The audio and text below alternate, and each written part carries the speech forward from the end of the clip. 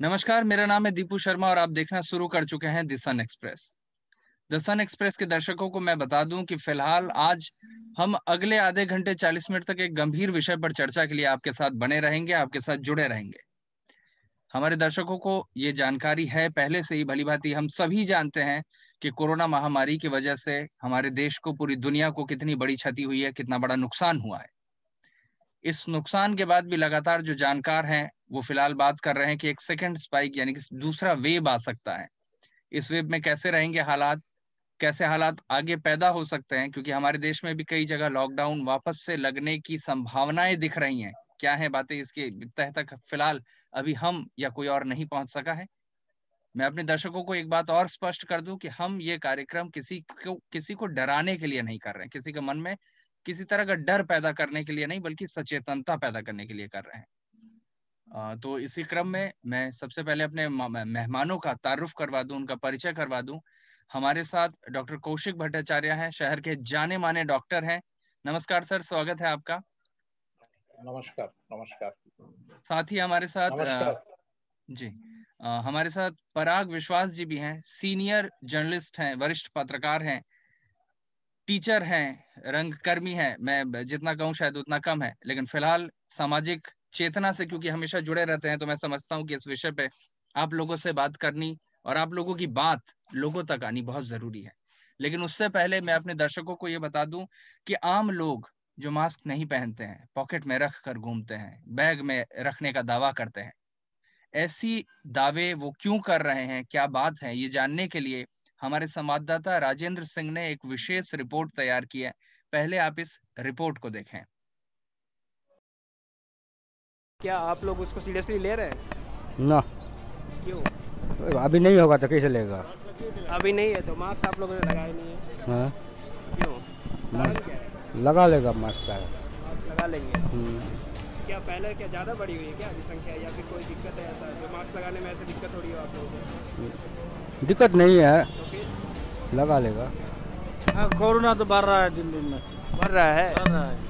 क्या जो कई लोग ऐसे हैं जो मास्क नहीं लगाते? अब जो नहीं लगाते उन हम लोग को बोलता है नहीं लगाते, क्या करें हम लोग तो जितना हमारा दुकान पे आते हैं हम बोलते हैं तो भाई मास्क लगाओ या सामने ना आओ, हम बोल देते हैं पहले पहले बोल दो। लगाए नहीं तो गोदी में होगा, पॉकेट में होगा तो लगा लो भाई। मुझे 20,000 नहीं, अब जस्ट 2 मिनट हुआ, अभी टिफिन कर रहे हैं। हाँ, हम लोग टिफिन करने के बाद भी आप हम लोग क्योंकि यहाँ पे सामाजिक दूरी को रखे हुए डिस्टेंसिंग भी नहीं है। रखे हुए हैं। रखे हुए हैं। हाँ, आपको क्या लग रहा है कोरोना बढ़ने का है? बढ़ तो क्या, पैसे तो मरना तो है ही, और मरना है, क्या करेंगे। मरना है। कोरोना तो कम नहीं है, कोरोना तो बढ़ती जा रहा है। और यहाँ आप लोग के पास भी कोई सोशल डिस्टेंसिंग मेंटेन करते हुए दिख नहीं रहा है, कारण क्या है? हमारा कारण गलती से लेकर नहीं आया, यही है, आ गया बाजार में, यही सामने ही घर है, छोटा चलो पैदल चलता है। आपने ऐसा समय है, आप देख रहे हैं लोग जो यहाँ पे अनदेखा करते हुए ही दिख रहे हैं, कब कम है? नहीं मास्क है तो नहीं, अभी तो खोला है। मास्क तो लगाने वाले अभी खोल कर रखा है। कैजुअल बोलते मास्क मेरे पास है अभी। पहनने वाली आप अभी खड़े कहाँ हैं? बाजार में। हाँ मास्क अभी तो बस थूक फेंकने के लिए खोला है, मास्क लगा लेते हैं।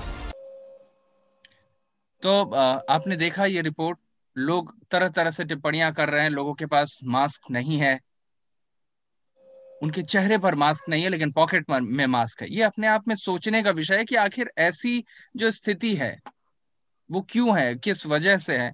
लेकिन ये सब हम जानेंगे, उससे पहले हम सीधे डॉक्टर साहब के पास पहुंचते हैं और ये जानते हैं कि डॉक्टर साहब, ऐसा बोला जा रहा है कि वैक्सीन आने वाला है।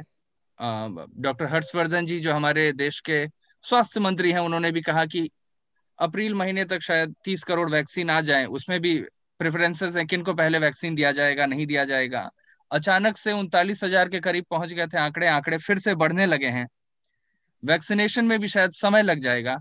तो सर, आप एक डॉक्टर हैं, आप फ्रंट लाइन में रह के कोरोना से लड़ाई किया है आपने, और आपके जैसे न जाने और कितने ऐसे लोग हैं जिनका जिनका हम हाथ जोड़कर अभिवादन करते हैं, उनके सामने हम नतमस्तक हैं। लेकिन आप फिलहाल ये बताएं कि सर, हमारे देश को और हमारे शहर को किस स्थिति में देख रहे हैं, क्या दिशा और दशा हो सकती है आने वाले समय में कोविड की? सबसे पहले तो मैं देशन एक्सप्रेस के जो दर्शक हैं उनको मैं अपने तरफ से ग्रीटिंग्स देता हूँ। और मुझको अच्छा लगा कि आपने मुझको अपने प्रोग्राम में मुझको बुलाया है आज। बहुत ही अच्छा सवाल आपने किया है मुझसे, वो है कि कोरोना को अब हम लोग किस स्थिति में देख रहे हैं और ये जो वैक्सीन आ रहा है उसका क्या अभी कैसे वो होने वाला है, कैसे चलने वाला। सबसे पहले मैं ये आपको बता दूं कि कोरोना का जो डिजीज है वो हम लोग के देश में डेफिनेटली इंसिडेंस तो कम हुआ है, मगर अभी भी ये खतरा बना हुआ है। और अभी कुछ कुछ जगह पे सेकेंड वेव आ रही है और सेकेंड वेव बढ़ भी रही है और उसमें काफी लोग का अभी भी इन्फेक्टिविटी बहुत ज्यादा है। और ये स्थिति आ गई है कि हम लोग लॉकडाउन में शायद फिर वापस जा रहे हैं। तो अब मेरे कहने का मतलब ये है कि अभी तक हम लोग उस पर पूरा कब्जा नहीं कर पाए हैं। और इसका रीजन यही है कि हम लोग ने चीज को बहुत मतलब जो पहले हम लोग थोड़ा डरते थे, अब शायद वो डर हम लोग में थोड़ा सा कम हो गया, जिसके चलते हम लोग अभी थोड़ा सा ज्यादा सोशल डिस्टेंसिंग नहीं मेंटेन कर रहे हैं, थोड़ा पार्टी शार्टी ज्यादा हो रही है और शायद गेट टुगेदर भी अभी ज्यादा होने लग गया है। मार्केट में भीड़ भी होने लग गई है, कोई मास्क ठीक से पहन नहीं रहा है। और हम लोग हॉस्पिटल में भी देखते हैं कि पेशेंट अब उस तरह से मास्क पहनते तो नाक के नीचे मास्क पहनते, जिसका कोई मतलब नहीं है। तो इन सारे चीज को लेके थोड़ा सा लोगों में एक क्या बोलेंगे, थोड़ा सा मतलब उतना नेग्लिजेंस है थोड़ा सा। रही बात आपकी वैक्सीन की, देखिए वैक्सीन अभी तो बन रही है और उसको आने में थोड़ा टाइम लगेगा। दूसरा बात है कि कॉस्ट ऑफ द वैक्सीन का मतलब किसका, उसका अभी तक वो फाइनल नहीं हो रहा है कि फाइजर का और मॉडर्ना का वैक्सीन का कितना, वो बोला $40 में बेचेंगे। अब हम लोग के देश के लिए ये सब थोड़ा मुश्किल है। जब तक वैक्सीन पूरा हम लोग के देश के लायक ना बने, चाहे कोई भी कंपनी बनाए, तब तक ये बोलना बहुत मुश्किल है कि वैक्सीन कब आएगा और कैसे देंगे, कितने लोग को देंगे, बोलना मुश्किल है। क्योंकि हम लोग के लिए वो सब बड़ी इंपॉर्टेंट चीज है कि कब बनेगा, कहाँ तक आएगी और वो क्या कॉस्ट होगा उसका, वो गवर्नमेंट प्रोवाइड करेगा कि नहीं, कि हम लोग को लेना पड़ेगा। ये सारा चीज अभी तक कोई फाइनलाइज नहीं हुआ, ये चल रहा है इसमें डिस्कशन। तो इसलिए मेरा कहने का मतलब कि वैक्सीन पे भी उतना हम लोग ध्यान ना दें। हम लोग का पर्सनल जो हाइजीन है या पर्सनल जो सोशल डिस्टेंसिंग है, पर्सनली हम लोग जो कर सकते उस पर ज्यादा ध्यान दें। ओके जी, बिल्कुल सही बात कही आपने डॉक्टर साहब की पर्सनल हाइजीन जो है, व्यक्तिगत हाइजीन, उस पर हम ध्यान दें। तो पराग बाबू, मैं आपके पास आना चाहूंगा और आपसे जानना चाहूंगा कि ये जो पर्सनल हाइजीन वाली बात है, इसको बिल्कुल दरकिनार कर दे रहे हैं आम लोग ऐसी लापरवाही क्यों बरत रहे हैं? क्या लगता है सर? आप तो लगातार जुड़ते रहते हैं आम लोगों से। देखिए, जब कोरोना हिंदुस्तान में आई थी, हिंदुस्तान का रुख उसने किया था, और तब से लेकर आज तक कई चर्चा में आप भी हिस्सा लिए, हम भी हिस्सा लिए हैं। हम लोगों ने मई महीने, अप्रैल महीने से तरह तरह के चर्चे में हम लोग हिस्सा लेते रहे। आज का जो स्थिति है, डॉक्टर साहब ने मेडिकल तरीके से बहुत सही बताया, लेकिन ये हम अगर सामाजिक तरीके से देखें, इसको सामाजिक तरीके से परखे इस स्थिति को, तो हम साफ देखते हैं कि यहाँ पे 4 मनोवैज्ञानिक सिद्धांत काम कर रही है। जब भी समाज में कुछ इस तरह के आपदा आती है तो मनोवैज्ञानिक सिद्धांत काम करते हैं। मजे की बात यह है कि 1969 में ऑन डेथ एंड डाइंग में कुबलर रॉस ने एक मॉडल दिया था जी। उस मॉडल के अनुसार हमारे मातम का, दुख का 5 चरण होते हैं। क्या क्या होते हैं वो? डिनायल होता है, इनकार। देखिए आप किस तरीके से मैं इसके साथ हम लोग समानता पा सकते हैं। कोरोना की स्थिति में नहीं मानना कि हमारे मुल्क में कोरोना नहीं आएगी, पहले हम लोग मान के चल रहे थे कि नहीं, बाहर के मुल्कों में होगी, हमारे नहीं। दूसरा चरण था उनका second stage of development, anger, गुस्सा, ओफ कोरोना आ गया, अब क्या करे दत्त, अल्टीमेटली कोरोना आ गया। यह था समाज का रिएक्शन। थर्ड स्टेज में समाज का था मई महीने की तरफ बार्गेनिंग का, सौदेबाजी का, चलो अब आ गया तो फिर क्या करे। चौथा चरण था डिप्रेशन का, अवसाद का, जो कि हम देखिए जून जुलाई की तरफ से आना शुरू हुआ था। नॉट फीलिंग वेल, कि कब क्या होगा डॉक्टर साहब, कब जाएगा ये कोरोना। डॉक्टर भट्टाचार्य को भी शायद यही प्रश्न का सवाल का सामना करना पड़ा होगा। उसके बाद अभी जो स्थिति है, यहाँ पे एक स्वीकृति आई है, एक एक्सेप्टेंस आ गया है। अब कोरोना के साथ ही जीना है। हमारे वजीर आजम नरेंद्र मोदी साहब ने भी कहा है कि कोरोना के साथ जीना है, और जीना है तो क्या करना है वो डॉक्टर साहब ने अभी तुरंत बताया कि कब आएगा वैक्सीन में पता नहीं, हमें सामाजिक दूरी बना के रखनी है, मास्क पहननी है और गैदरिंग्स कम करने हैं और हाथ धोते रहना है। दूसरा सिद्धांत है पीयर प्रेशर। आप पूछेंगे कि पीयर प्रेशर क्यों और कैसे और कहां। देखिए, सिलीगुड़ी की मैं एक मिसाल देना चाह रहा हूं। सिलीगुड़ी के आसपास के कुछ इलाके में 2-3 महीने पहले, पूजा के 2-3 महीने पहले ऐसा स्थिति हो गई थी कि वहां पे इतना भीड़ उमड़ पड़ा था कि पहले कभी इतना भीड़ नहीं होती थी उन सब इलाकों में। लोग घूमने जा रहे हैं। कहाँ घूमने जा रहे हैं? डैम पर घूमने जा रहे हैं, लोग जा रहे हैं जंगलों में, नदी के जी किनारे। बिल्कुल इस बिल्कुल। हद जैसे तक कि एक बात कल कल कल एक बात आई कि टूरिज्म को बढ़ावा दिया जाए, टूरिज्म की हालत खराब है, टूरिज्म इंडस्ट्री की, लेकिन फन टूरिज्म कितना सही है? फन फन टूरिज्म टूरिज्म मैं कितना? बता रहा हूं। देखिए, tourism is a different thing.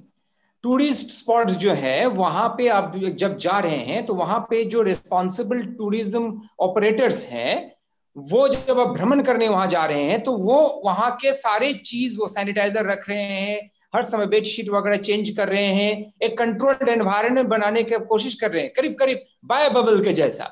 उनका एक रिस्पॉन्सिबिलिटी, जिम्मेदारी है समाज के प्रति, क्योंकि वो एस्टैब्लिश टूरिस्ट ब्यूरो है। लेकिन मैं कह रहा हूं कि जैसा जगह, जैसे कि मैं एक मिसाल देता हूं आपका, हाथीगेसा के वहां पर एक डैम है जिसके बारे में एक बंगाली वर्नाक्युलर डेली ने बहुत अच्छा लिखा था। इतने सारे लोग वहां पे पहुंच गए हैं कि पुलिस को कार्रवाई करना पड़ा और पर्यावरण को दूषित करने का आरोप भी लोगों पर लगा, और जो एनवायरमेंटल ग्रुप्स है वो भी उसके खिलाफ बोलने लगे। ये है पीयर प्रेशर। पूजा में बहुत सारे लोग घूमने नहीं जाना चाह रहे थे, लेकिन आस पास पर उसके लोग कह रहे अरे जा भी ना, घुटते नहीं जाना, अरे चलो कुछ नहीं होगा, हम जा रहे हैं, मास्क पहन लेंगे, थोड़ा दूरी रखेंगे। This is peer pressure. Second theory.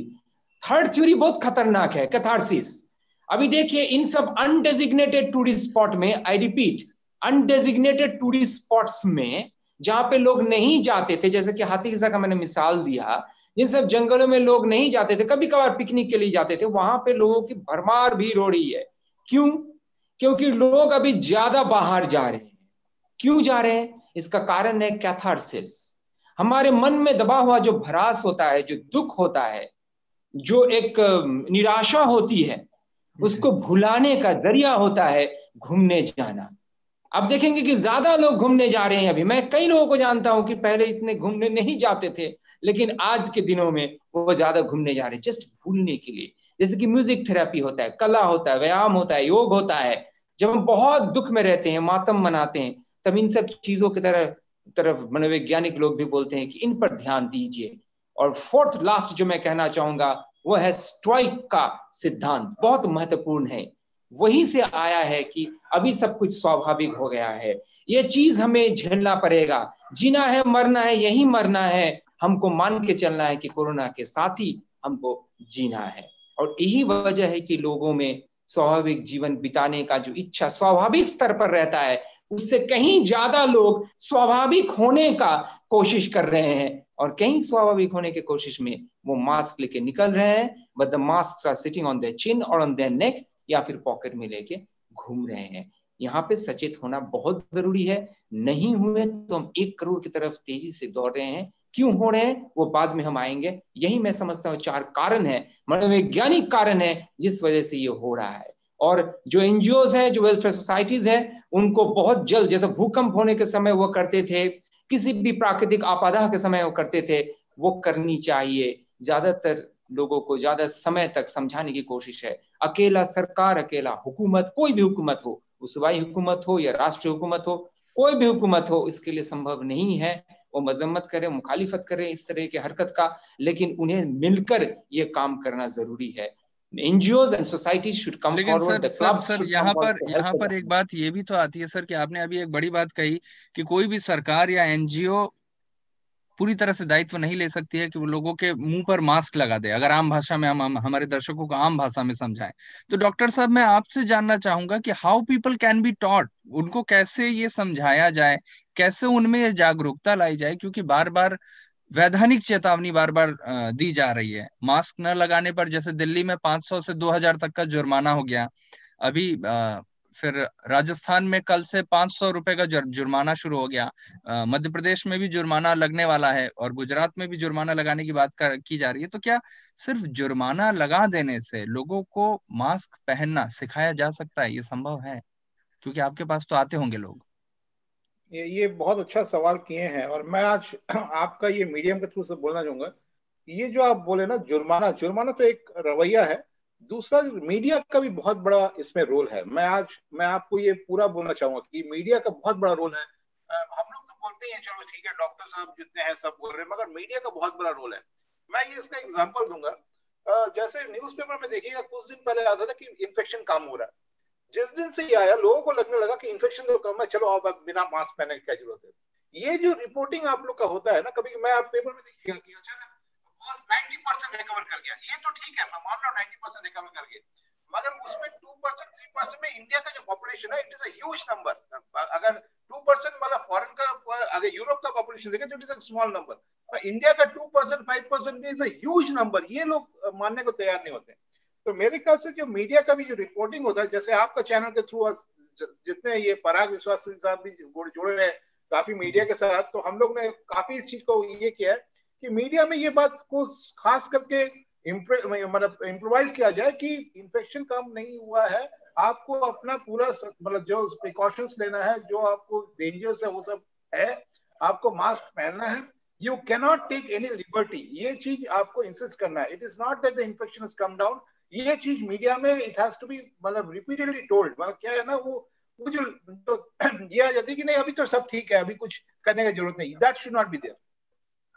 जी, तो यहाँ पर एक बात और भी आती है सर, जो मैं आपसे जानना चाहूंगा कि आपने ये कहा कि मीडिया का इसमें एक बहुत बड़ा योगदान है, लेकिन सर आम लोगों को हम सिर्फ, जैसे कि आपने कहा कि सिर्फ हुक्मरान जो हैं, जो सरकारें हैं, वो नहीं कर सकती, सिर्फ जुर्माना नहीं लगाया जा सकता, तो कोई ना कोई तो सर ऐसा सिस्टम डेवलप करने की जरूरत फिर पड़ेगी। सिर्फ मीडिया के बोलने से भी मैं इस बात से इनकार नहीं किया जा सकता कि लोगों पर एक जरूर प्रभाव पड़ता है, लेकिन हम यहाँ पे निगेटिविटी की तरह नहीं बल्कि पॉजिटिविटी की तरफ अगर विचार करें और एक राय चाहें कि कैसे हम आम लोगों के नाक और मुंह दोनों तक मास्क को पहुंचाएं आम भाषा में, कुछ ऐसा मेरे कुछ ख्याल आपकी तरफ से कोई प्रैक्टिकल मेरे राय। ख्याल से सबसे बड़ी चीज होती है कि जब हम लोग कहीं भी देखते हैं ना किसी को बिना मास्क, तो उनको थोड़ा टोकिए। मैं देखता हूँ कि हम लोग थोड़ा बोलने में थोड़ा को ये, जैसे बजा मॉल में गए देखते हैं हजार कोई नहीं मास्क पहनता है, तो मेरे ख्याल से एज ए रिस्पॉन्सिबल सिटीजन हम लोग को बोलना चाहिए भैया मास्क पहनो। उसको थोड़ा खराब लगेगा मगर बोलना चाहिए। मतलब मैं देखता हूँ आजकल कोई ना रोकता है ना टोकता है, सब अपना। तो अभी should be as a responsible citizen take this कि जहां भी जाए हम लोग we should assure to it कि मास्क सब पहने। दूसरा बात है कि देखिएगा अभी थोड़ा थोड़ा दिवाली मेला, दिवाली मीट ये सब हो रहा है, उसमें जैसे होता है ना क्लब या जो कर रहे हैं, तो उसमें यू मस्ट इंसिस्ट कि जो भी जा रहे हैं you must all of them should wear mask. सब लोग को मास्क पहनना है। ये सब जो गैदरिंग होता है, थोड़ा क्लब का जो छोटा मोटा पार्टी होती है, ये सब में until we enforce those things, ये बड़ा मुश्किल है कुछ करना। एंड लास्ट इज स्कूल्स, ये स्कूल्स है, जो भी टीचर्स लोग हैं they should be also be taught कि उनका जो सर्कल है उनको भी थोड़ा बोला जाए कि भाई आपका जो नॉट दैट स्कूल तो बंद है मगर उनका जो सर्कल है उनका जान पहचान काफी रहते हैं, ये टीचर्स लोग को ही बोलना चाहिए। नहीं, बहुत बड़ी बात कही, बहुत बड़ी बात कही आपने डॉक्टर साहब की अगर टीचर भी अपना ये सामाजिक दायित्व लें तो ये संभव है कि उनके स्टूडेंट्स का एक बहुत बड़ा उनके स्टूडेंट्स की एक बहुत बड़ी संख्या रहती है, और उस संख्या तक अगर ये मैसेज पहुंचता है तो अपने आप में कहीं ना कहीं कारगर जरूर सिद्ध होगा। थैंक यू डॉक्टर साहब। मैं पराग जी आपसे एक सवाल जानना चाहूंगा कि आप पत्रकार हैं और पत्रकार होने के नाते ये जो स्थिति बन रही है, आम लोग जिस तरह से एक्ट कर रहे हैं, जो खास कोट अनकोट डॉक्टर हर्षवर्धन ने भी बात कही जब वो कह रहे थे कि ह्यूमन बिहेवियर तो नहीं चेंज हो रहा है, लोग इसको बहुत कैजुअली ले रहे हैं पूरे पूरे पूरे वाकये को, इस महामारी को। अगर ऐसी स्थिति बनी रही तो किस तरफ हम आगे बढ़ेंगे? देखिए चुनौती बहुत सारे हैं। जैसे डॉक्टर साहब ने कहा कि मीडिया का एक रोल है, बिल्कुल मीडिया का रोल है, मैं मानता हूं, उनसे सहमत हूं, बिल्कुल एकदम सहमत हूं। जिस तरीके से हम लोग कर रहे हैं, मीडिया के बहुत सारे लोग ही कर रहे हैं। आपने शुरू में कहा था कि डराना नहीं है, लेकिन थोड़ा डर भी अभी बैठना चाहिए लोगों के मन में, डरना जरूरी है। क्योंकि मैं बता रहा हूं आपको, आपने जो प्रश्न किया कि आप किस तरह से स्थिति को देख रहे हैं, सही है दीपक जी? अगर हम देखें और लोगों में ये चीज लाना भी, हम किस तरह से लाए लोगों में ये सचेतनता, किस तरीके से लाए, लोगों को सचेत कैसे करें, जागरूक कैसे करें, है ना जी। तो लोगों के पास स्टैटिस्टिक्स सही नहीं पहुंच रही है। ये स्टैटिस्टिक्स पहुंचाने के लिए, जैसे कि डॉक्टर साहब ने सही कहा कि अभी घट रहे हैं, अभी घट रहे हैं। इसके साथ साथ आपको यह भी कहना पड़ेगा कि Italy, Spain, France, England, Portugal, Germany जैसे देशों में पहला स्पाइक के बाद दूसरे स्पाइक में 6 से लेके 8 गुना बढ़ोतरी हुई है।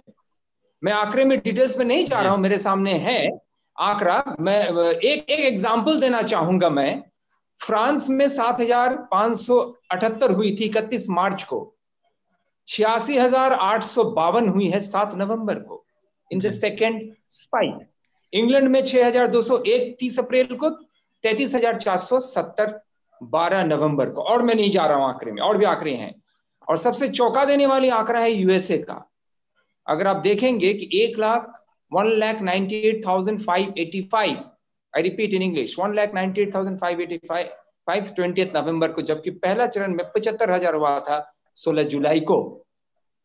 ये जो स्थिति है, ये सारे जो आंकड़े हैं, स्पेनिश फ्लू के बारे में लोगों को बताना कि कितना भयंकर था। 1/3 दुनिया का पॉपुलेशन उस समय था स्पेनिश फ्लू से, वो उनको हो गया था, और कितने मौतें हुई। ये सारी चीज जो है लोगों के सामने लाना बहुत जरूरी है, क्योंकि आज आप देखिए बच्चों का भविष्य दांव पर है। लोगों को समझाना पड़ेगा। उन्हीं के बच्चों का स्कूल बंद है, कॉलेजेस बंद है, यूनिवर्सिटीज बंद है, लेकिन उनका मास्क गले तक है, पॉकेट में है।